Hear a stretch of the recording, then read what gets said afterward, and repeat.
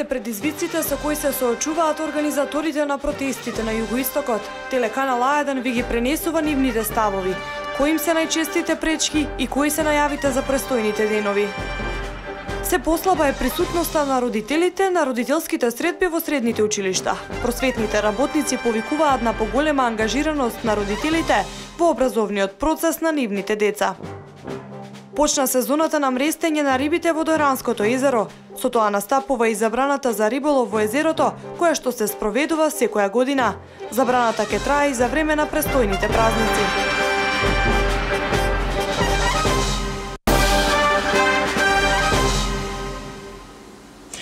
Дневник на телеканал А1, добро дојдовте. Поради странските инвеститори се зголеми конкуренцијата. Се подигна и цената на трудот. Последните податоци на Советот на странски инвеститори покажаа дека 40 компании имаат потреба од 2000 работници, но тешко можат да најдат кадар со соодветните вештини и квалификации. Дополнителен предизвик се одговорите во анкетата кои покажуваат дека во идните 3 години овие компании се очекува да отворат уште 5000 нови работни места.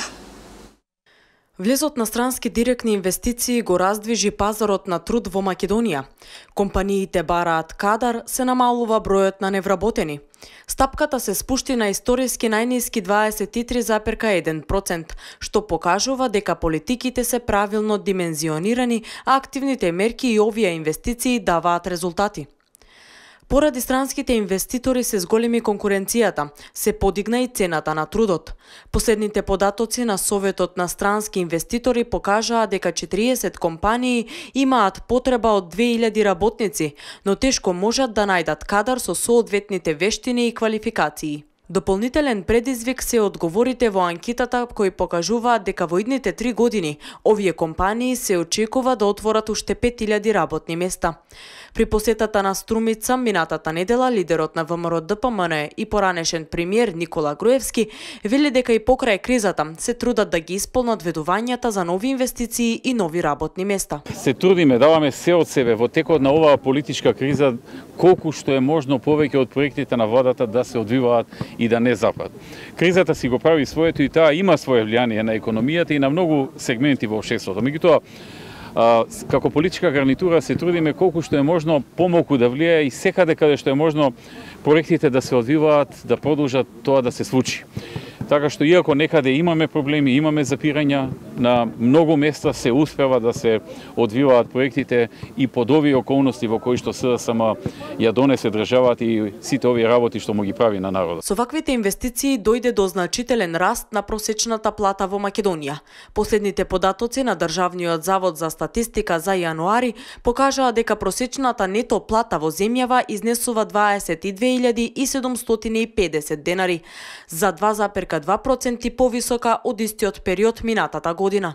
Најголем раст е регистриран во трудоинтензивните дејности и покрај политичката криза странските инвеститори не се откажуваат од вложувањата во земјава. Неделава со работа во погоните на ОХИС ке почна американската компанија од медицинската индустрија. Првично се предвидени 50 вработувања, за потоа да се достигне до 200. Германската компанија Франц Кил донесе одлука да инвестира во Желино, а се очекува да отвори 350 работни места.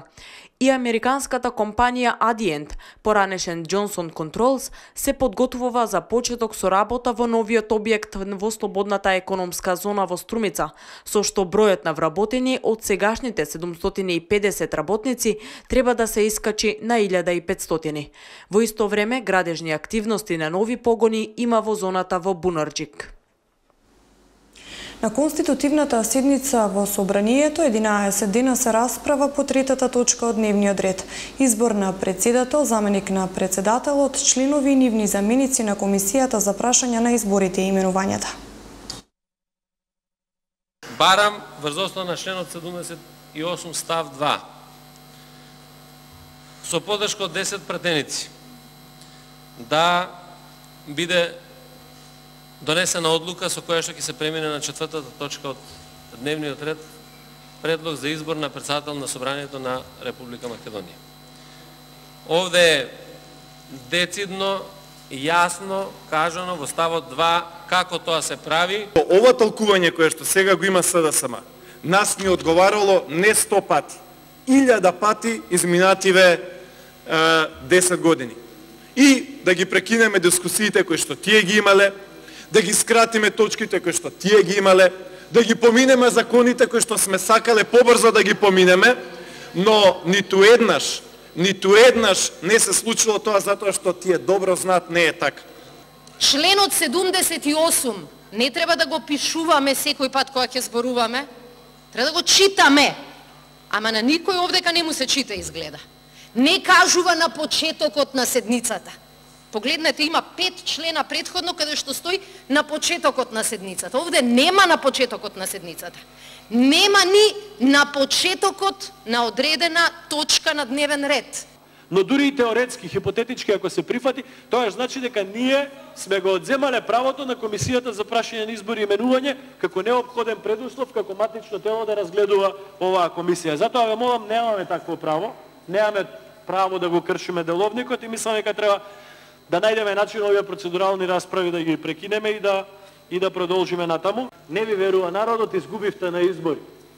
Значи, изгубивте на избори и треба како демократска лекција да го разберете тоа, дека губитникот на избори е губитник, не е победник. Имаме еден обид за насилно и неделовничко однесување во собранието од оние кои што 3 години не учат на демократија и на слобода на говор и на презумпција на невиност, денес само затоа што имаат ограничен временски рок, кога треба господинот Заев да го испорача она што го ветил и тоа што го кажа господинот Адеми, цената која што треба да се плати.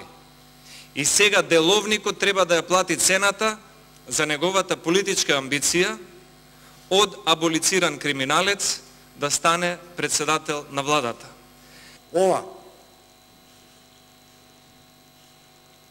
Ова е устав на Република Македонија, каде што владеат граѓаните по основ на избрани пратеници во собранието на Република Македонија. 67 од 120 на број.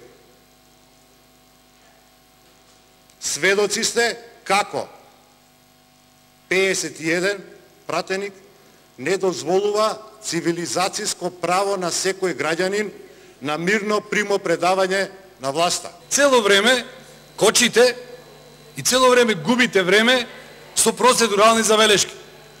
Упорно го читате членот 78, кој што е многу јасен, а не сакате да го слушнете членот 80.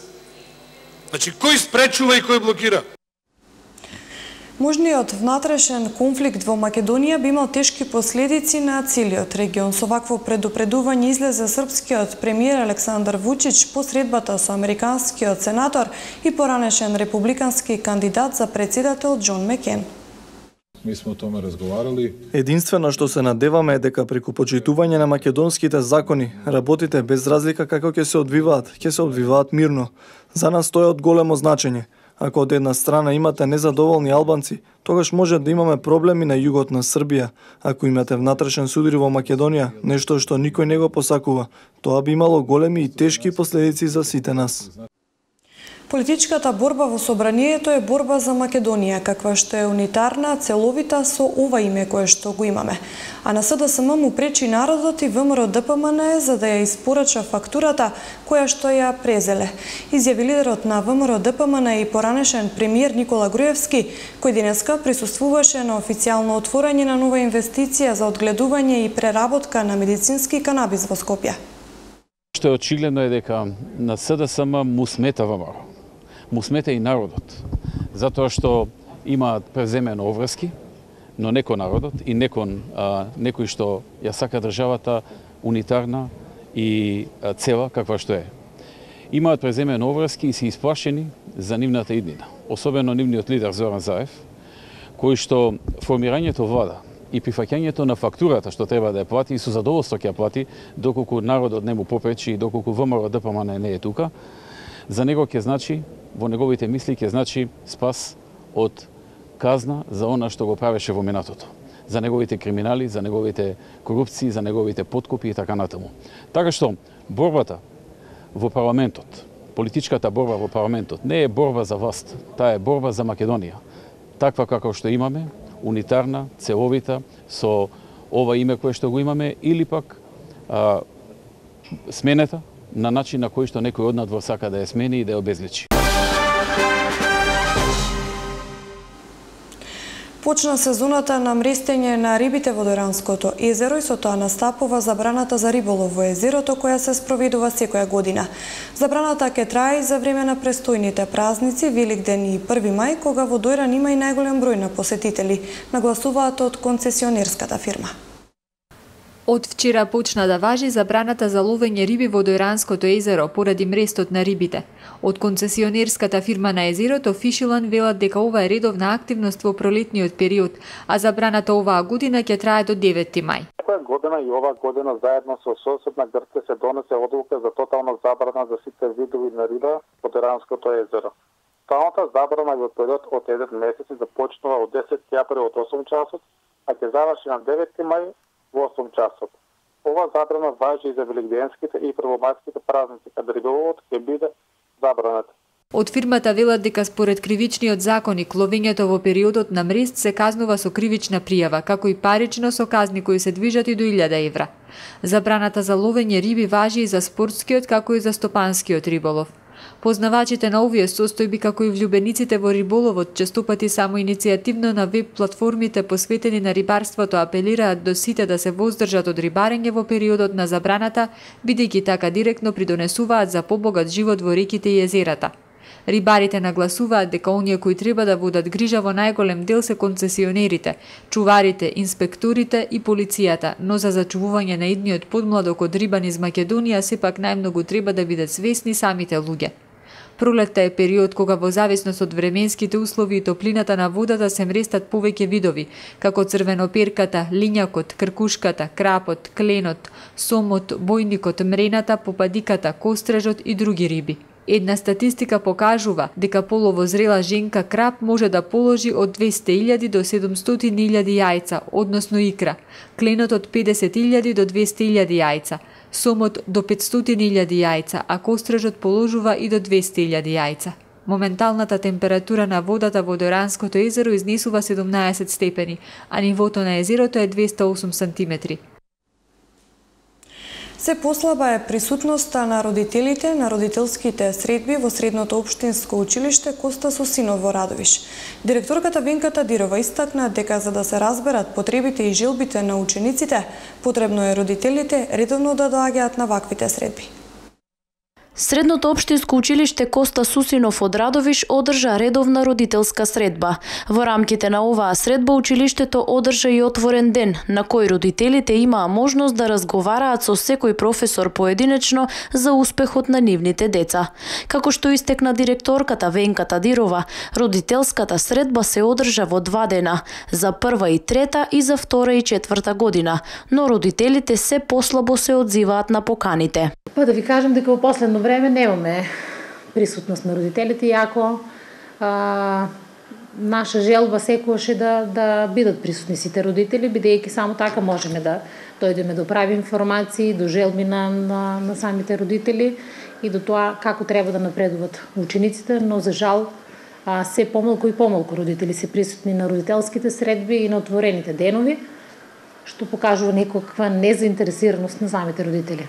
Тадирова истакна дека најчесто причината поради која родителите не успеваат да дојдат на родителските средби е поради работните обврски, но има и такви кои не се доволно заинтересирани за успехот на нивните деца во училиште. Не знам која е причината за неприсуството, бидејќи голем дел од родителите не ја кажуваат причината поради која не присуствуваат, не дека не ги почитуваат. Дел од нив сигурно и немаат време, тоа е денешното оправдување дека поголем дел од родителите не може да стасат поради голем број на обврски на родителските средби. Таа напомена дека доколку родителите не се во можност да присуствуваат на закажаните родителски средби, училиштето е отворено 12 часа дневно и можат да дојдат да разговараат со класните раководители, предметните професори или педагошката служба за да се информираат.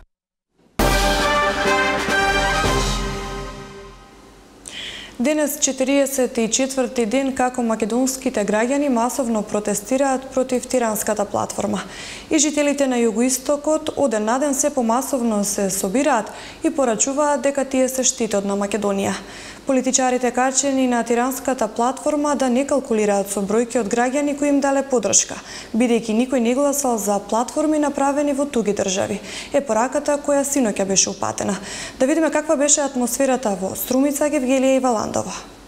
Ќе продолжиме со силината на нашето присуство и љубовта кон Македонија да им повторуваме дека нема да ни го скршат духот, туку само ќе не направат уште појаки, похрабри и без срам од љубовта кон сопствената земја.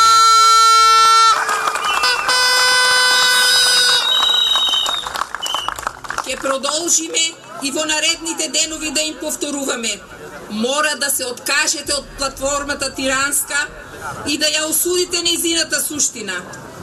Овој срамен документ, создаден во соседна држава, не смее да биде препакуван и замаскиран како програма на некоја идна влада. Помина времето кога можеа да не заплашуваат. Помина времето кога со насилнички методи со кои се спробуваат своите агенди проаѓаа. Ке помина и оваа невреме, ке помине и оваа бура.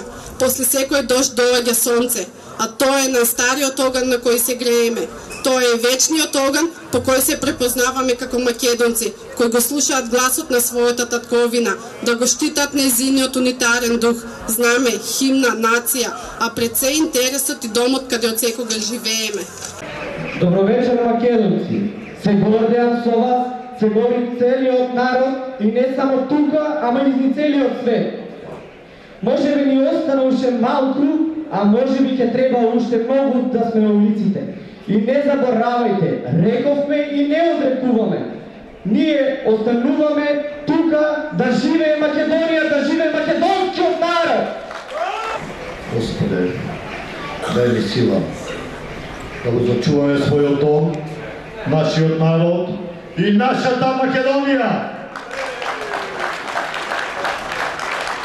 Добро вечер, браќи и сестри македонци. 40-ти ден во Гевгелија сме на улиците. 40-ти ден се собираме да им кажеме не на нивните тирански платформи.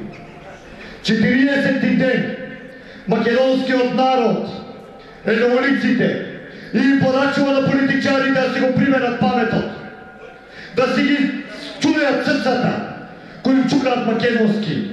Но и во Македонија се раѓаат одважни луѓе, ретко, ама ги има. Насетувате ли за кој станува збор? Не треба многу да се размислува, па се знае, тоа е господинот доктор Ѓорги Иванов, кој уште во првиот говор...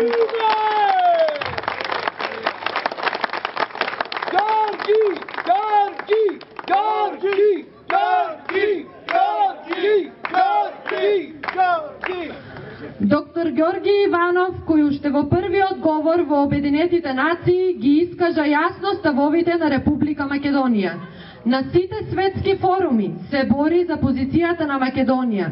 Од ден на ден добива меѓународни признанија за неговата политичка кариера. И види чудо, подјаворите во центарот на Валандово, каде што е роден, на некои што не се платиле по една белешка струја, најпогрдно го напаѓаат. Но да знаете, светец не се станува во родното место. Само така се станува славен човек кога борбата е тешка. Од тука и од ова место им се обраќаме на неверните томовци, дека нашиот председател Ѓорги Иванов ќе биде со златни букви во македонската историја. Ова беа протестите, но како е од другата страна, односно со какви предизвици се соочуваат организаторите на протестите? Кои им се најчестите пречки и кои се најавите за оваа недела? Разговаравме со луѓето од заедничка Македонија во Радовиш и Гевгелија. Еве што кажаат тие во интервјуата за нашите екипи. Организирате маса, толпа на револтирани граѓани кои бараат своји права, граѓани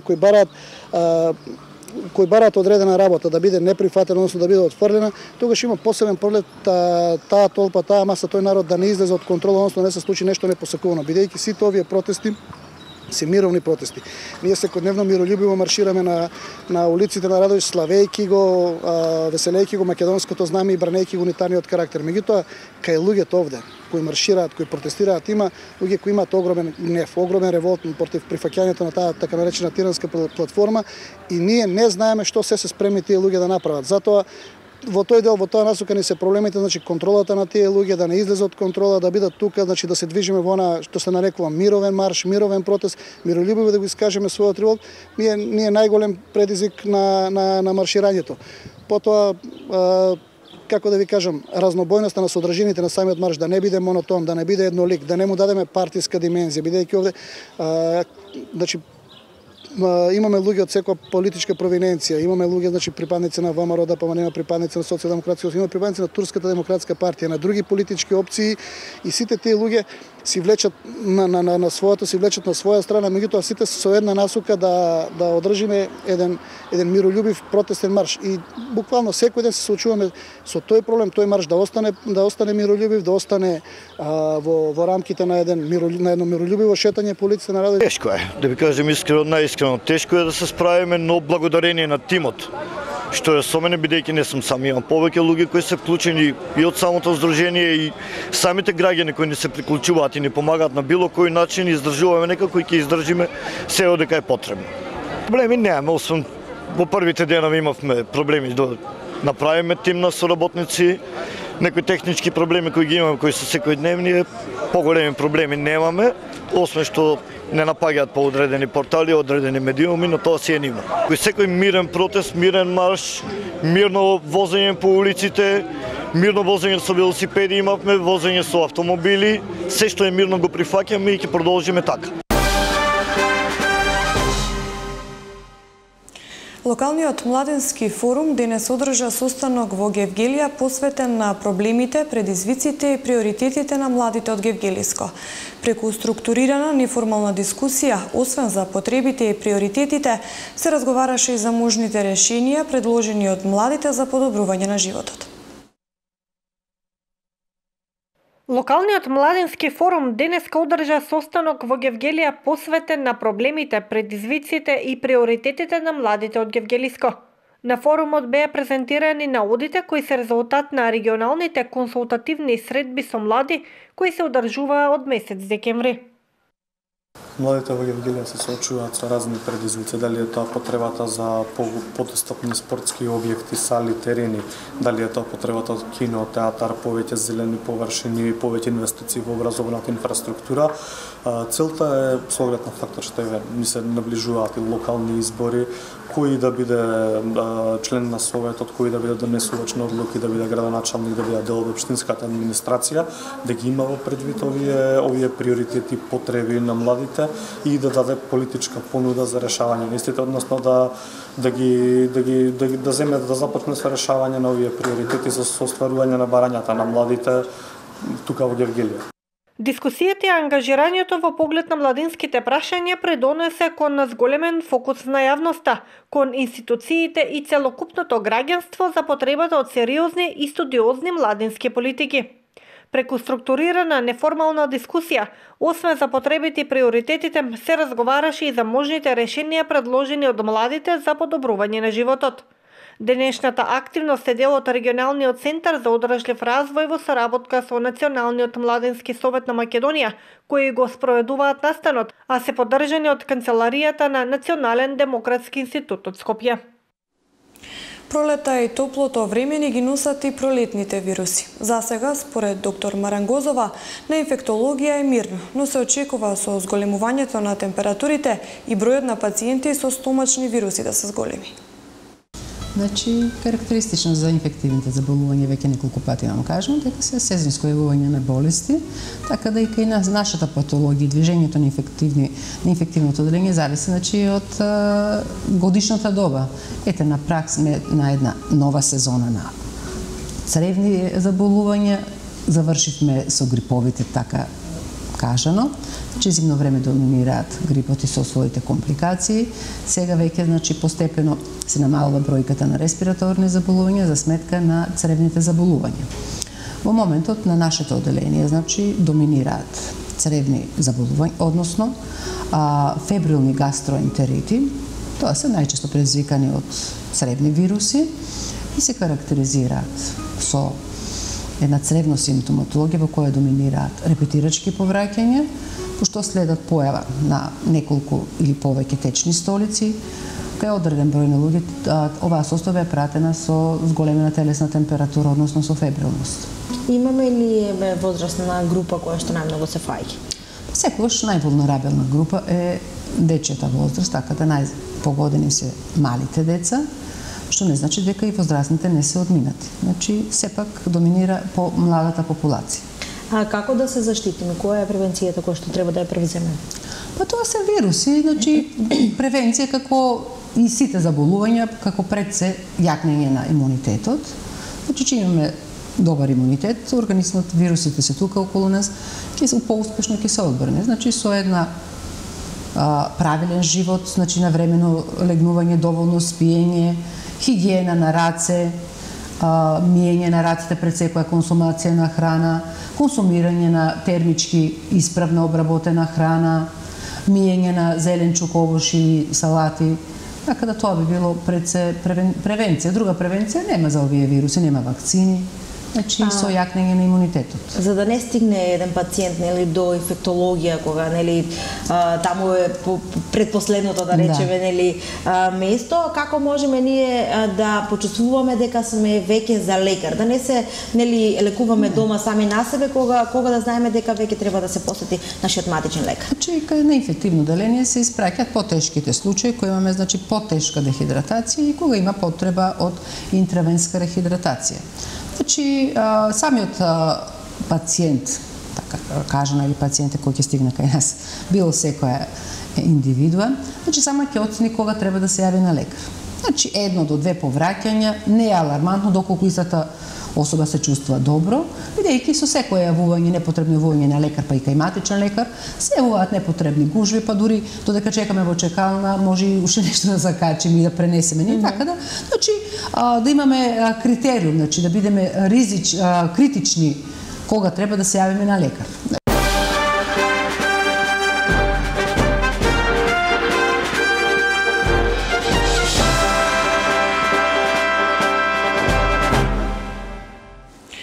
За крајот овој дневник да видиме што е најново надвор од границите на земјата. Најмалку едно лице загина, 2 се повредени во силниот земјотрес со јачина од 5,1 степен според Рихтеровата скала, што го погоди Салвадор, соопштија денеска официјални представници на оваа латиноамериканска држава. Епицентарот на потресот бил на длабочина од 4 километри малку пред полноќ во 23 часот и 52 минути по локално време, со епицентар во близина на престолнината Сан Салвадор, соопшти Министерството за екологија. Националната цивилна полиција соопшти дека едно лице загина откако камен паднал врз автомобилот во кој се наоѓало, додека Црвениот крст соопшти дека 2 лица се однесени во болница откако се здобиле со повреди. Унгарскиот председател Јанош Адар го потпиша законот кој поставува нови правила за странските универзитети и кој може да го затвори Универзитетот на Централна Европа, кој во 1991 година во Будимпешта го основа американскиот милиардер Џорџ Сорос. Адар во изјавата за агенцијата МТИ кажа дека е уверен дека законот не ја крши академската слобода, ниту пак меѓународните закони. Тој ја повика владата да одржи разговори со универзитетот на кој се однесува законот за понатамошна работа. Со него се предвидува ускратување на дозволите за странските образовни институции, кои освен во Унгарија немаат кампус во земја на потекло. ЦЕУ, кој функционира само во Унгарија, е единствениот меѓународен универзитет кој нема кампус на друго место. Американскиот председател Доналд Трамп го потпиша протоколот за пристапување на Црна Гора во НАТО, со што е завршена процедурата за негова ратификација во САД, јави Гласот на Америка. Белата куќа се уште официјално го нема објавено соопштението за потпишување на протоколот. Откако Трамп се потпиша на ратификуваниот протокол за ширење на алијансата, останува процедурата за верификација да ја окончаат уште Холандија и Шпанија. Црногорските представници очекуваат Црна Гора да биде полноправна членка на НАТО веќе на самитот, што ќе се одржи кон крајот на мај во Брисел. Во Никозија денеска ќе бидат обновени преговорите меѓу председателот на Република Кипар и лидерот на кипарските турци, на кои се бара формула за повторно обединување на Медитеранскиот остров, пренесува БТА. Преговорите се обновуваат откако минатата недела кипарските пратеници го сменија контраверзниот закон кој ги налути кипарските турци и доведе до блокирање на процесот за повторно обединување на етнички поделениот остров. Ви благодарам на вниманието, останете со телеканал А1. Од мене пријатно.